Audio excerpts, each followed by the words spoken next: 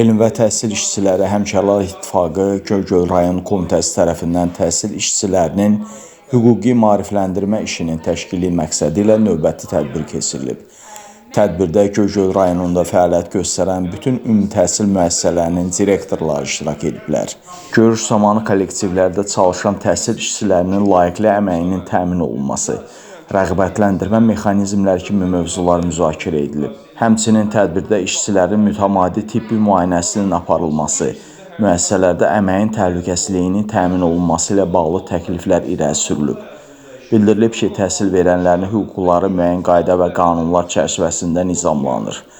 Bütün ixtisas nümayəndələri kimi təhsil verənlərin də öz hüquq və vəzifələrini bilməsi olduqca vacibdir.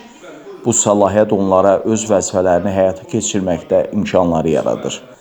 O da qeyd edilib ki, Elm və Təhsil İşçiləri Həmkarlar İttifaqı Göygöl rayon komitəsi təhsil müəssisələrinin rəhbərləri ilə bu cür görüşləri mütəmadi olaraq davam etdirəcək.